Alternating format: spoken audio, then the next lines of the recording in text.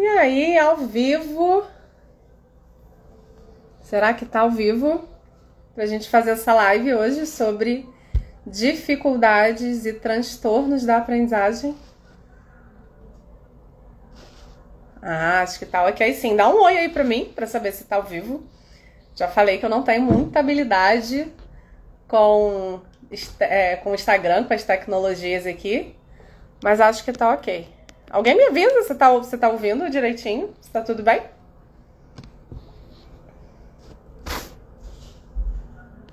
Acho que tá ok. E já temos aqui um professor da área de educação física. Temos aqui uma pedagoga maravilhosa. Uma outra educadora física. E a galera da educação tá aqui, eu tô gostando. Que bom, viu, compartilhar isso tudo com vocês. Então vamos lá, lembrando, né? Tô fazendo essa live em parceria com o CAESM e com a Alessandra Lopes, que também é neuropsicóloga. E a gente tem aí um ano inteiro, né? Quinzenalmente, temas, né, específicos sobre a neuropsicologia associado ao ambiente escolar. Então hoje eu vou falar um pouquinho sobre dificuldade de aprendizagem e transtorno de aprendizagem. Que diferença é essa, né? Então eu escolhi aqui 4 aspectos, né, para eu abordar um pouquinho com vocês. A diferença entre transtorno e queixa, quais são os tipos de transtorno que envolvem a aprendizagem, quais são as principais causas, né, dos transtornos e principalmente como observar e avaliar esses aspectos, né, nas crianças, nos adolescentes. Beleza? Vocês vão tirando dúvida aí comigo e eu vou vendo aí, vou respondendo. Tudo bem? Então vamos lá. Já que a gente está falando de dificuldade de aprendizagem ou de transtorno de aprendizagem, vamos pensar aqui o que é aprendizagem. Qual é esse conceito de aprendizagem? Para a gente partir por esse caminho aí. Então a aprendizagem, ela é uma mudança no nosso comportamento, né? Que a gente vai adquirindo, a gente vai ampliando por meio das nossas experiências, né? As experiências que a gente vai experimentando aí no mundo, né? Não só no ambiente escolar, mas em todos os cenários sociais que a gente circula, né? E o que pode influenciar na aprendizagem? Vou falar um pouquinho disso um pouco mais à frente, tudo bem? O que vai diferenciar dificuldade de aprendizagem e transtorno da aprendizagem? Então, a dificuldade, a gente pode entender que é um conjunto, é um apanhado, né? De causas que vão ser mais frequentes, que vão ser mais comuns na queda, no rebaixamento do rendimento, né? Então, a gente vai ter ali um rendimento que vai ser abaixo do esperado. E aí, falando, né, o que pode influenciar na aprendizagem, então, quais podem ser essas causas? É como se a gente tivesse ali uma grande receita de bolo, né? Não necessariamente vai ser só um fator que vai gerar essa dificuldade, mas às vezes uma série de fatores. Então vamos lá, essas causas podem ser físicas, né, que a gente fala em termo técnico, né, que são causas orgânicas, né? Então, problemas de visão, problemas na audição podem ali gerar uma dificuldade de aprender, né? Se eu não enxergo ali muito bem os estímulos, né, visuais que, né, no ambiente escolar a professora ele tá me mostrando, né, o quadro ou um objeto ali que eu vou manipular, isso pode dificultar a minha aprendizagem. Ou a audição, né? Na escola a gente vai trabalhando muito com aulas expositivas, né? Aulas explicativas. Então, se eu estou fisicamente, organicamente, né, com alguma questão auditiva, isso também vai dificultar. Pode ter uma causa cognitiva, né? Que seria um rebaixamento intelectual. Pode ter aí aspectos psicológicos, né? Como alterações no humor, né? Uma autoestima que tá ali fragilizada, um quadro de depressão, um quadro de ansiedade, né? Aqui nos atendimentos eu sempre observo muito isso. Às vezes a queixa inicial, ela não é sobre aprendizagem. Às vezes a queixa inicial é um quadro ali muito ansioso, ou um humor muito deprimido, né? E a gente vai observando que isso muitas vezes influencia no rendimento escolar dessa criança, sim. Ou desse adolescente também, né? Uma outra causa pode ser o fator ambiental, né? Então, por exemplo, como que um ambiente familiar pode, né, tá gerando ali complicadores, né? Ou até mesmo uma falta de estímulo, né, por parte dos cuidadores, por parte da família. E uma outra questão ambiental podem ser, aliás, falhas na estratégia pedagógica, né, da instituição de ensino. Aí vamos pensar o seguinte, em relação à dificuldade de aprendizagem. Vou trazer aqui uma ilustração, um recorte, né, de um tempo aí um passado aí muito próximo, né, que foi o momento da pandemia, né? A gente observou ali muitas crianças, muitos adolescentes, e aí vocês me contam em casa como é que foi isso, né? Que começaram a ter dificuldade na aprendizagem. Por quê? Mudou o ambiente? Mudou.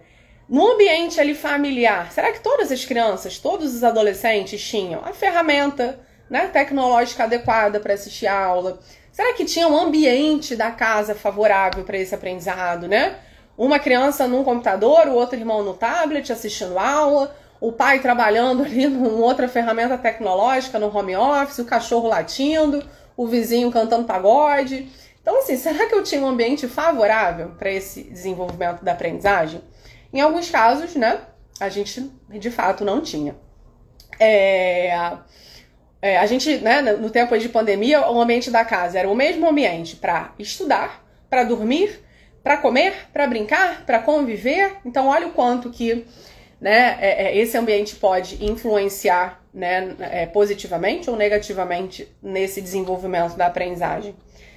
Então, compartilha aí comigo, conta aí para mim, como é que foi na sua casa, né, esse ambiente, ele foi favorável, foi desfavorável, como é que as crianças ficaram, né, tiveram dificuldade de adaptação. E ainda tinha uma outra coisa, né?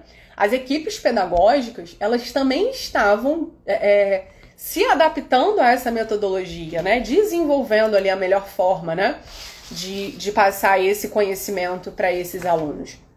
Então, quais seriam os recursos, né, que essa equipe estaria usando, né, para melhor se adequar à necessidade ali de cada aluno, né? Então, foi desafio para todo mundo, não é mesmo? Então vamos lá, e transtorno da aprendizagem, o que é isso? É diferente de dificuldade da aprendizagem. A dificuldade, inclusive, ela pode ter um período ali de duração, ela pode ser momentânea, não é? O transtorno da aprendizagem é bem diferente. Por quê?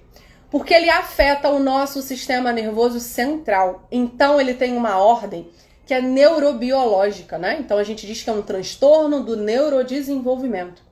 Né? E o que isso vai gerando? Né? Na maioria das vezes, né, ou em 100% aí das vezes, né, posso dizer, vai gerar aí um desempenho muito abaixo do esperado, né, para essa faixa etária, para esse nível escolar, né, em leitura, em escrita, né, em habilidades matemáticas. E claro que isso vai interferindo aí no rendimento escolar. E além do rendimento escolar, também vai poder interferir, vai poder ali gerar prejuízos nas atividades do dia a dia, né? Em que essas habilidades de leitura, de escrita e de matemática foi necessário. A Majô aqui, costurices da Majô, que é a Priscila. Priscila é educadora física, e ela tem 2 filhotes, né? Uma menina e um menino. E ela tá dizendo que o ambiente da casa dela foi favorável, mas que eles tiveram que se adaptar a muitas coisas, né? E ficar muito atento, né? Porque cada minuto tudo mudava, né? A necessidade mudava, às vezes, né, a tarefa, a dinâmica ali mudava. Então, foi um desafio aí para todo mundo, né? E isso pode ter gerado aí, de fato, uma dificuldade, né? Ainda que temporária, né? Por um período aí da aprendizagem, né? Então, né, acho que ficou aí demarcada essa diferença, né, entre dificuldade e transtorno, né? A dificuldade, ela tem ali talvez um marcador de período, né? Não necessariamente ela vai ter um prejuízo de longo prazo. E já o transtorno, a gente está falando de um funcionamento do nosso sistema nervoso central, né? A gente está falando da nossa neurobiologia do cérebro, né? De um transtorno do nosso neurodesenvolvimento. E aí, transtornos têm uma causa multifatorial. A gente não diz nunca, né, que transtorno tem uma causa pré-definida ou uma única causa. É uma grande receita ali de bolo, né?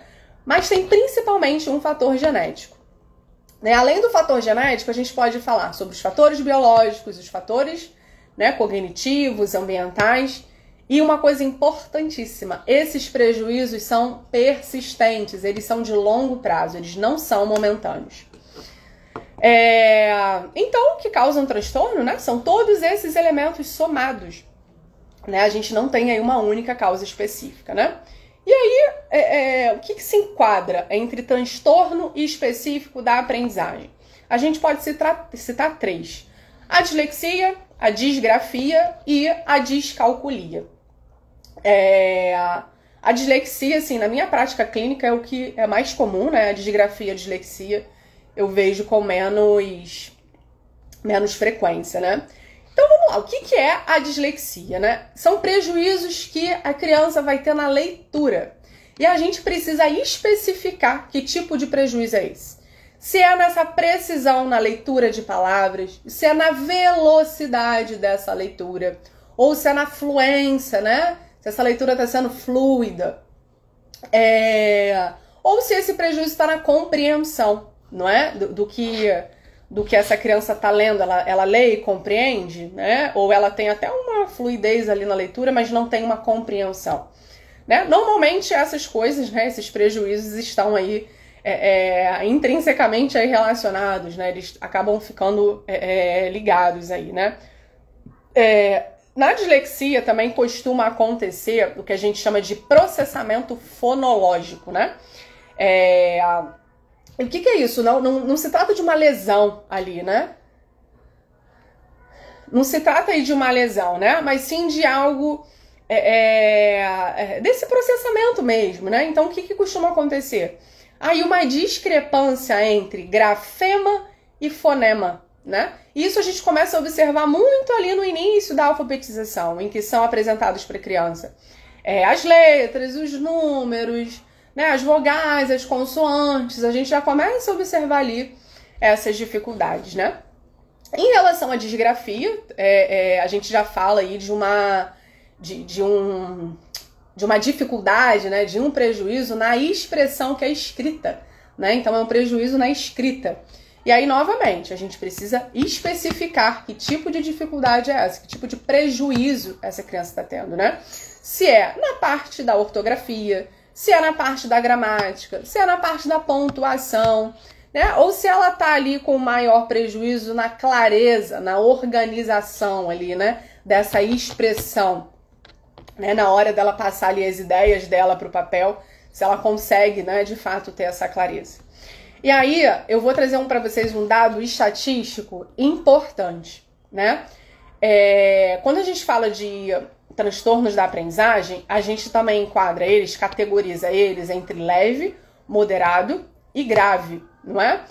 Quanto mais prejuízo, mais grave a gente compreende que é. E na forma grave, os transtornos, né, de aprendizagem que envolvem leitura e escrita, eles atingem até 10% das crianças.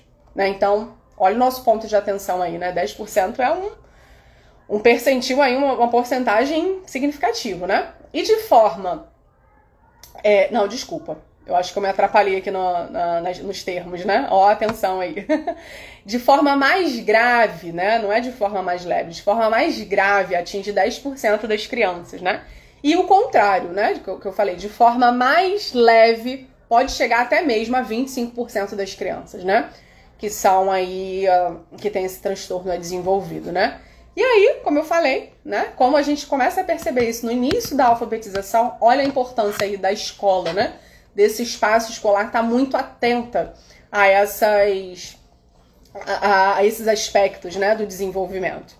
E aí falta eu falar sobre um, que é a discalculia, né? Que tem a ver com os prejuízos nos aspectos da matemática. Então, a gente vai observar ali, né, um prejuízo no senso numérico, na memorização de fatos, de dados aritméticos, né, na precisão do cálculo, ou até mesmo em relação ao raciocínio lógico, ao raciocínio matemático. Então, certo? Essa diferença, né, esse é o primeiro ponto que eu anotei aqui para abordar. Eu anoto aqui, ó, no meu rascunhão qual a ordem, né, que eu vou falando com vocês, senão eu me perco aqui no meu raciocínio também. Então, acho que, né, ficou aí claro, né, qual a diferença entre dificuldade e transtorno, certo? Então, como é que a gente começa a fazer essa avaliação? Né? Então, como eu falei no início ali da alfabetização, a gente começa a observar isso de uma forma mais, com mais clareza. Então, esses diagnósticos começam a ser feitos a partir dos 6, 7 anos de idade. E uma coisa importante, sempre por uma equipe multidisciplinar. Né? Então, eu trabalho muito com neurologistas, né? A gente sempre faz um estudo de caso, a gente sempre troca nossas percepções.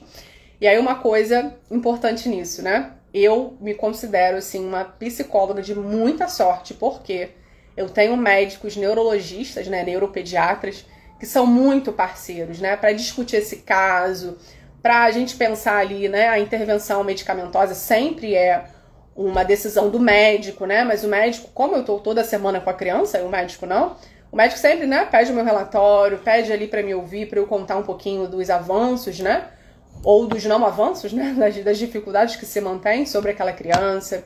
E principalmente com a escola, né? Então é uma parceria. Médico, neuropsicólogo, né? A família, a escola. Entendendo que a escola ali, a gente sempre vai ter, né, uma equipe ali psicopedagógica, né? Então, o pedagogo, o psicopedagogo, né, a gente entende que faz parte dessa equipe multidisciplinar.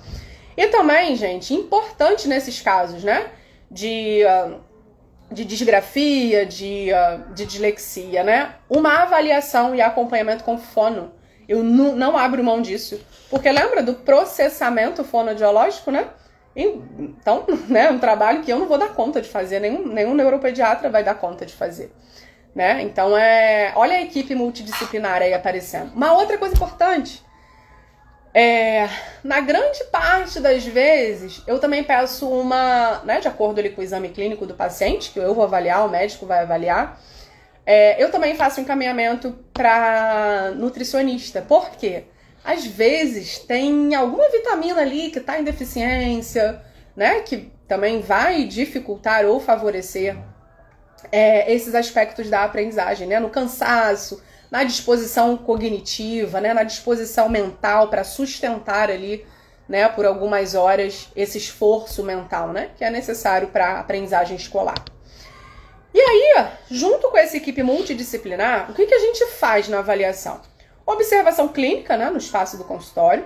Então, a gente aplica instrumentos, né, neuropsicológicos, aplica testes, né? Tem a parte dos exames clínicos, né, que o médico que solicita. Então, normalmente, o exame de sangue está no protocolo para avaliar se tem ali um déficit, né, vitamínico, se o paciente foi exposto, né, a algum tipo de toxina, né, se está com baixa qualidade ali na alimentação também.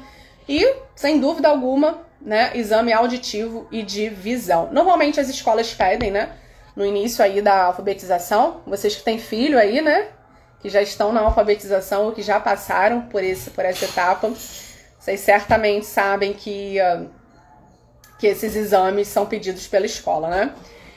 E fundamental também nessa parceria, né?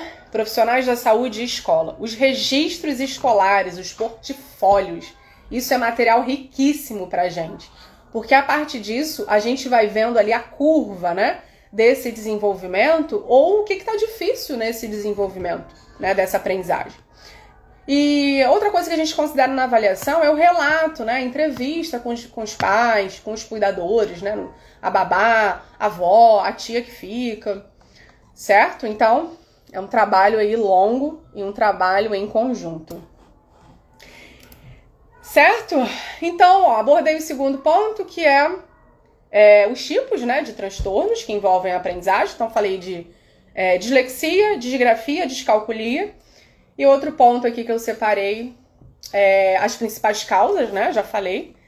Como avaliar e como observar, também falei. O último ponto aqui que eu queria trazer para vocês, e aí, né, os pais também, não necessariamente só os educadores e os pedagogos, né, mas os pais também podem observar isso com as crianças em casa, né? Então me conta aqui se você já observou alguma alteração sobre isso, que te gerou uma preocupação, né? E aí você buscou uma avaliação ou ficou mais atento para ver se isso ia continuar acontecendo de forma recorrente. Em crianças ali pré-escolares, né? que são as crianças ali, né, que a gente fala do jardim ali de infância, né? Crianças ali até, né, até uns 4, né, 5 anos ali, ou até um pouco antes disso, né? Mas nessa faixa etária aí. O que é importante a gente observar? Né, até nesse momento ali do início da alfabetização, né, em que a criança tá desenvolvendo melhor a linguagem falada, né, tá se comunicando de uma forma mais clara. Observar se essa criança tá fazendo frases confusas, né, se ela migra, né, letras ali. Por exemplo, ela vai estruturar uma frase, sei lá, deixa eu pensar aqui. Lá, meu irmão prendeu o dedo na porta. Ao invés de botar prendeu, ele bota perdeu. Percebe que aí não faz sentido a frase, né? Meu irmão perdeu o dedo, né? Não perdeu o dedo, ele prendeu na porta, né? Então essa frase fica confusa porque ele vai migrando as letras, né? Uma outra coisa importante de observar, se ele usa, né? Se a criança usa de forma excessiva palavras, né, para substituir palavras que são imprecisas, né? Como, essa coisa aqui, esse negócio aqui, aquela coisa, aquele troço, né? Com adolescentes, confesso que às vezes a gíria, o uso da tecnologia, né, pode se tornar ali um confundidor, né? Mas, né, observar se isso ali com as crianças menores, né, vai acontecendo de forma frequente. Uma outra coisa importante, se essa criança tem uma dificuldade de lembrar o nome das cores, nome dos objetos, né, o nome ali do material, né, que ela tá usando, se essa criança ela confunde palavras que vão indicar direção, né, ou posicionamento, dentro, fora, em cima, embaixo, direita, esquerda, essa criança costuma, né, fazer essa confusão. Se essa criança tem dificuldade, né, ali na pré-escola, a gente canta muito, e quando eu falo a gente é porque eu já fui professora também da pré-escola, então, né, há bastante tempo que eu não dou aula para os piquititos, mas, na verdade, há bastante tempo que eu não dou aula para ninguém, né, em escola nem na faculdade. Mas é comum, né, que nas escolas a gente cante, né, cantiga de rodas, e as cantigas de roda tem muitas rimas, né? Então, se essa criança ela tem dificuldade em aprender, né, cantigas que tenham rimas, e a maioria delas tem, né? Se também aparece ali uma dificuldade com sequências, né? Que tipo de sequência? Segunda, terça, quarta, quinta, sexta, né? Sequência de dias de semana. Ou aí é uma sequência mais de ordem verbal, né? Ou de meses do ano, né? Janeiro, fevereiro, março, abril. Ou também sequência visual. E aí a gente pode trabalhar muito com blocos coloridos, né? Então você bota lá uma sequência de blocos, sei lá, amarelo, vermelho, azul, roxo, verde. Pode ser com Lego mesmo, não precisa ser nada né, muito rebuscado, não. São materiais simples, né? Que a gente vai observando isso. Então ela consegue reproduzir, repetir essa sequência, né, de blocos coloridos. E, né, já no início ali da alfabetização, se essa criança ela tem um desinteresse, né, em continuar conhecendo as letras, os números, as palavras, certo? E como é que foi, gente, a vida acadêmica de vocês, né, quando vocês eram crianças ali, né, na etapa da alfabetização? Foi desafiador? Foi tranquilo? Foi seguro? Né? Ou foi mais angustiante, né? E com os filhos aí de vocês, como é que foi essas etapas aí, né? Desse aprender a conhecer a letra, a palavra, os livros. E aí vou falar um pouquinho aí de crianças um pouco mais velhas, né? Que até então a gente compreende que já deveriam estar alfabetizadas, né? Crianças ali de 9, 10 anos, né? Que já passaram pelo período, né, da alfabetização. O que é importante observar, né? A escola, os pedagogos, né, os professores observarem nessas crianças. E aí, claro, os pais também podem ter essa observação em casa, né? Essa dificuldade, essa criança, né, ela tem uma dificuldade que é muito significativa, né, para o aprendizado dessa palavra, dessa leitura, dessa escrita, né? Ela tem uma dificuldade em aprender o alfabeto, né? As letras, a sequência de letras, ou até mesmo identificar ali, né? A grafia daquela letra. Né? Ela está com dificuldade na tabuada, né? Na identificação de números, né? E aí mais à frente aí com 9, 10 anos, né? Já vai estar inserindo aí a tabuada, né? A divisão, a multiplicação, né? E esse conteúdo já vai estar sendo trabalhado na escola, né? Ela confunde letras, né? Que tem o som muito parecido, né? Então B e P, né? Tem aula, inclusive, né? Na escola que a gente só estuda isso, né? Que palavra que é com B, que palavra que é com P, exatamente para fixar, né? A diferença entre esses sons que são muito parecidos, né? E também a parte de grafia, né? Por exemplo, o U, a letra U e a letra V. Elas têm uma grafia que é muito parecida, né? A letra M e a letra N também. Então essa criança, ela troca, ela se confunde nessa grafia. Uma outra coisa muito comum nesses transtornos da aprendizagem, a criança, ela meio que chuta o que tá lendo, sabe? Ela, né, começa ali com uma palavra e depois ela meio que adivinha, meio que chuta, né? Eu falo que, né, parece o Google, né? Que o Google você bota a letra A e ele meio que chuta ali o que você quer pesquisar, né? Aí eu, né, brinco com as crianças, não, isso aqui não é o Google não precisa chutar, né? Vamos ler aqui com calma, né? Sem tentar fazer essa adivinhação do que vem pela frente nessa frase. Essa dificuldade em lateralidade direita e esquerda, né, ela vai permanecer, né, mesmo com a criança um pouco maior, aí aos 9, 10 anos. Né, uma outra troca comum que a criança pode fazer é inverter, né, números, como por exemplo, número 15, né, 1 e o 5. Ela inverte, então ela bota 5 e 1, né, ela faz o contrário, né? E aí, a gente também precisa observar muito, eu falei de muitas questões acadêmicas, né? Mas a gente não pode deixar passar a observação emocional e comportamental, né? Então, emocional seria o quê? Essa criança tá com problemas de autoestima, de autoconfiança, né? Então, ela fala, tia, eu sou burro, né? Eu não consigo aprender, todo mundo aprende menos eu, né? Ela, quando você oferece ali uma tarefa para ela, um jogo para ela, ela já fica desanimada, né? E como é uma criança que constantemente se frustra nessa aprendizagem, né? Problemas comportamentais podem aumentar. Então, uma criança que começa a ficar às vezes mais intolerante, né? Fica mais agressiva, ou até mesmo ela se isola, não é? Ela evita esse contato social porque ela acaba se comparando. Então, para não se comparar, ela evita, não é? Então pode aí ter uma atitude mais reativa e agressiva, ou o contrário, uma atitude mais de isolamento. E aí, vamos lá, deixa eu ver o tempo. Meia horinha?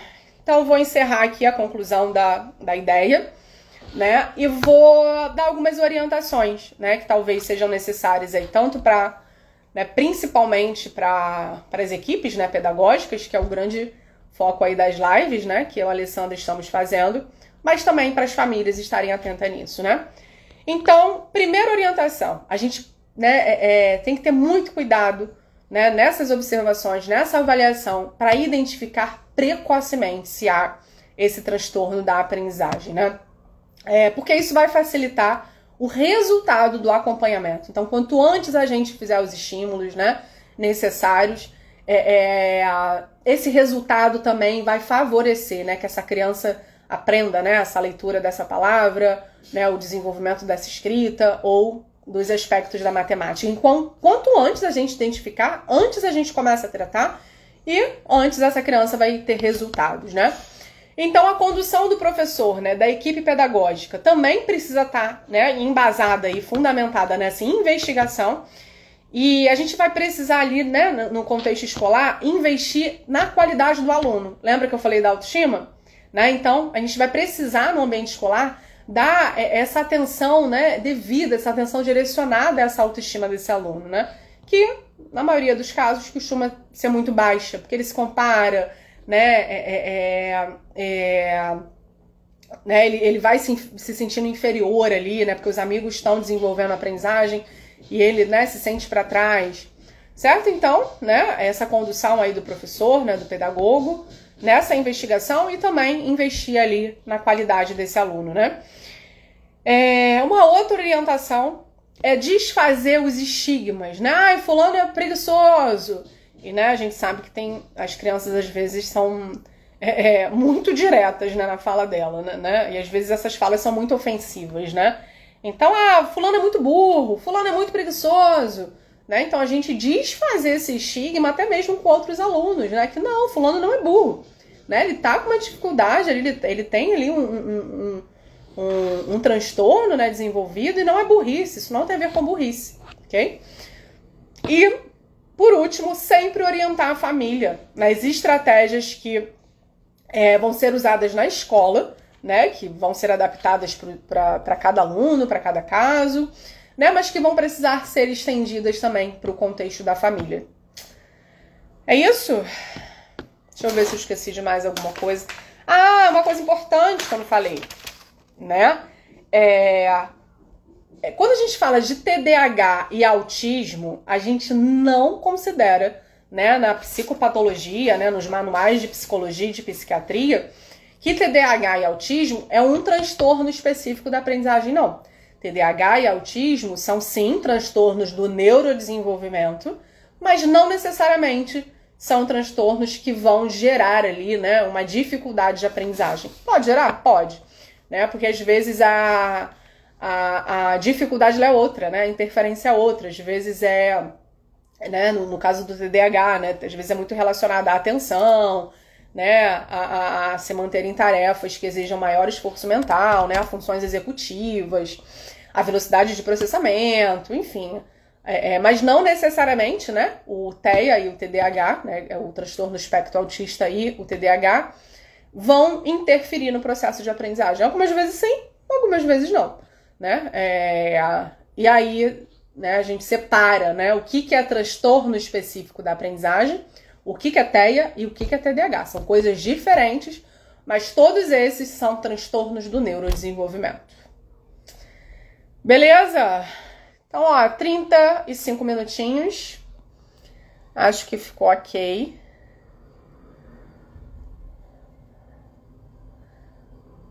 Pronto, eu li aqui o comentário da Priscila um pouquinho antes. Então, o que eu também vou sinalizar para vocês? Agora, daqui a 15 dias, não é? Porque esses encontros serão quinzenais, não serei eu que irei conduzir, vai ser a Alessandra, ela vai falar de deficiência intelectual no dia 19 de abril. E no dia 10 de maio, que já vai ser no outro mês, ela vai falar de espectro autista. Certo? Sou fã da Alessandra demais. Profissional incrível, então, né, eu não vou estar conduzindo, mas sem dúvida eu vou estar de olho aqui para aprender também um pouquinho mais com ela. Beleza? Então, se tiver dúvida, vocês têm o e-mail lá do CAESM, né? Tem vai ficar gravado aqui também, né? Esse vídeo vai ficar gravado aqui e no CAESM também, no YouTube deles lá. E tem o meu contato aqui também no Instagram, tem o contato do CAESM lá por e-mail, não é? Então, esse material é pra gente disseminar mesmo informação, pra gente divulgar e contribuir da melhor forma para esses pequenos aí no contexto escolar, da aprendizagem, da vida social, emocional, certo? Então, eu vou encerrar por aqui, deu o tempinho, tomara que eu tenha contribuído aí também de uma forma satisfatória e adequada aí para o conhecimento de vocês. E para a prática também, não é? Então, deixei aí orientações, né, formas de avaliar, certo? Vou tentar montar até um esquema aí, de repente, de slides ou escrito para deixar postado aí também. O que vocês acham? Uma boa ideia? Então, eu vou me despedindo por aqui. Boa noite, bom descanso e até a próxima, viu?